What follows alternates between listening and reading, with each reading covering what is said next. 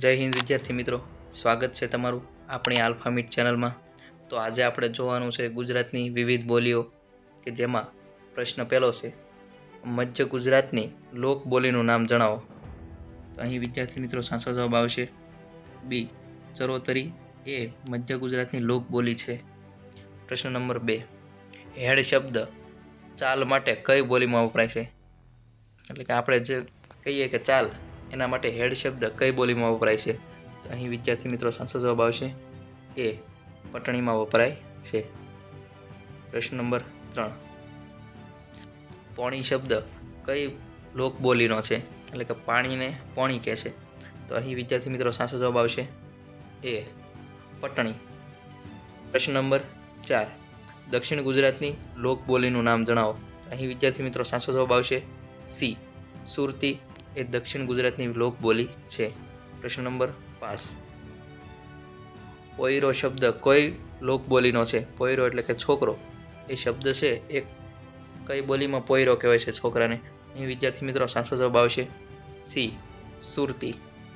પ્રશ્ન નંબર 6, ગગો શબ્દ કઈ બોલીનો છે? તો અહીં વિદ્યાર્થી મિત્રો સાચો જવાબ આવશે ઓપ્શન સી, સુરતી. પ્રશ્ન નંબર 7, જોડકું જોડો. તો અહીં વિદ્યાર્થી મિત્રો અમુક બોલીના શબ્દો આપેલા છે અને એની સામે કઈ બોલી આવે છે એ આપણે કહેવાનું છે. જેમ કે શબ્દો છે તાણે, ગમ, હવાકો અને વા. તો એના સામે સાચો જવાબ કયો આવે છે એ પ્રમાણેનું જોડકું છે. અહીં વિદ્યાર્થી મિત્રો સાચો જવાબ આવશે એ, એટલે કે બધા જ ઓપ્શન સાચા છે. તાણે એટલે પટણી બોલી, ગમ એટલે ચરોતરી, હવાકો એટલે સુરતી અને વા એટલે સૌરાષ્ટ્ર બોલી. પ્રશ્ન નંબર 8, પૈસા માટે ફદિયા કઈ લોક બોલીમાં વપરાય છે? તો અહીં વિદ્યાર્થી મિત્રો સાચો જવાબ આવશે બી, ગોહિલવાડી. પ્રશ્ન નંબર 9, જઈ શબ્દનો અર્થ જણાવો. જઈ શબ્દ એનો અર્થ શું થાય? તો અહીં વિદ્યાર્થી મિત્રો સાચો જવાબ આવશે સી, પૈસા. પ્રશ્ન નંબર 10, ભવાઈમાં વસ્તુ લાવનાર લઈ જનારને કયા નામે ઓળખાય છે? એટલે કે ભવાઈ રમતા હોય એમાં જે વસ્તુ લાવનાર અને લઈ જનારને કયા નામે ઓળખાય છે? તો અહીં વિદ્યાર્થી મિત્રો સાચો જવાબ આવશે એ, કોટવાલ.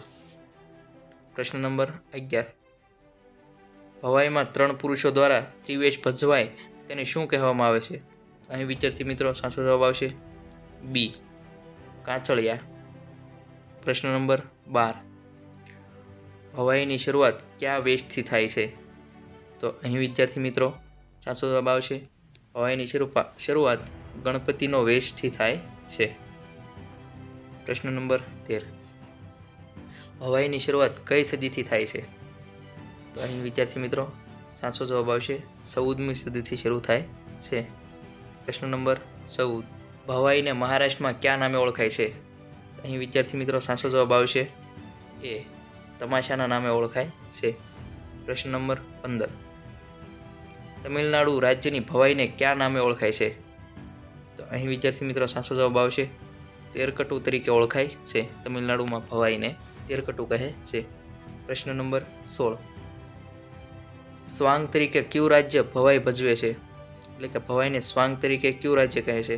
તો અહીં વિદ્યાર્થી મિત્રો સાચો જવાબ આવશે સી, પંજાબ. પ્રશ્ન નંબર 17, સૌરાષ્ટ્રમાં ભવાઈ મંડળીનો ઉલ્લેખ કયા નામે જોવા મળે છે? એટલે કે જે ભવાઈ રમતી મંડળી છે એને કયા નામે ઓળખવામાં આવે છે? એ વિદ્યાર્થી મિત્રો સાચો જવાબ આવશે બી, પેડુ તરીકે ઓળખવામાં આવે છે. પ્રશ્ન નંબર 18, હંસાવલી ગ્રંથના રચયિતા જણાવો. અહીં વિદ્યાર્થી મિત્રો સાચો જવાબ આવશે સાહિત્ય ઠાકર, કે જેને ભવાઈના પિતા કહેવામાં આવે છે. પ્રશ્ન નંબર 19, રસિકલાલ પરીખ દ્વારા ભવાઈ આધારિત કયું સીમાચિહ્ન રૂપ નાટક રચેલું છે? તો અહીં વિદ્યાર્થી મિત્રો સાચો જવાબ આવશે બી, મેના ગુર્જરી. પ્રશ્ન નંબર 20, ઉત્તર ભારતના મંદિરની વાસ્તુકળાની શૈલી જણાવો. તો અહીં વિદ્યાર્થી મિત્રો સાચો જવાબ આવશે સી, વેસર. પ્રશ્ન નંબર 21, દક્ષિણ ભારતના મંદિરની વાસ્તુકળાની શૈલી જણાવો.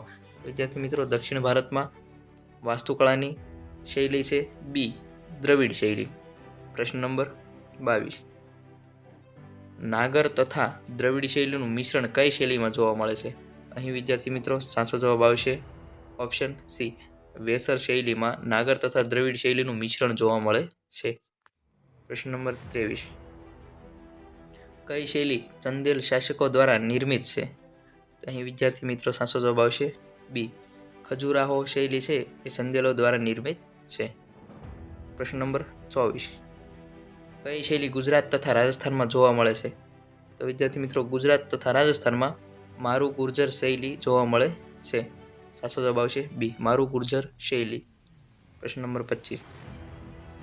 સોમનાથ મંદિરના મુખ્ય સ્થપતિનું નામ જણાવો. તો અહીં વિદ્યાર્થી મિત્રો સાચો જવાબ આવશે સી, પ્રભાશંકર સોમપુરા, કે જે સોમનાથ મંદિરના મુખ્ય સ્થપતિ છે. પ્રશ્ન નંબર 26. ગુજરાતમાં બાણ સ્તંભની રચના ક્યાં જોવા મળે છે? અહીં વિદ્યાર્થી મિત્રો સાચો જવાબ આવશે બી, ગીર સોમનાથમાં બાણ સ્તંભની રચના જોવા મળે છે. પ્રશ્ન નંબર 27. ગુજરાતના કયા મંદિરનો સમાવેશ કેન્દ્ર સરકારની હૃદય યોજનામાં છે? તો અહીં વિદ્યાર્થી મિત્રો સાચો જવાબ આવશે ડી, દ્વારકાનો સમાવેશ કેન્દ્ર સરકારની હૃદય યોજનામાં છે. પ્રશ્ન નંબર 28. ભણસાર મંદિર સમૂહ કયા જિલ્લામાં આવેલા મંદિરો છે? અહીં વિદ્યાર્થી મિત્રો સાચો જવાબ આવશે બી, પોરબંદરમાં આવેલા છે. પ્રશ્ન નંબર 29. નાગેશ્વર જ્યોતિર્લિંગ ક્યાં આવેલું છે? તો અહીં વિદ્યાર્થી મિત્રો સાચો જવાબ આવશે એ, દ્વારકામાં આવેલું છે. પ્રશ્ન નંબર 30. 52 જિનાલય મંદિર ગુજરાતમાં ક્યાં જોવા મળે છે? અહીં વિદ્યાર્થી મિત્રો સાચો જવાબ આવશે ડી, બી અને સી બંને, એટલે કે ભાવનગર અને જામનગર બંનેમાં 52 જિનાલય મંદિર આવેલા છે. થેન્ક યુ વિદ્યાર્થી મિત્રો. તો મળીએ પાછા નેક્સ્ટ લેક્ચરમાં. જય હિન્દ, જય ભારત.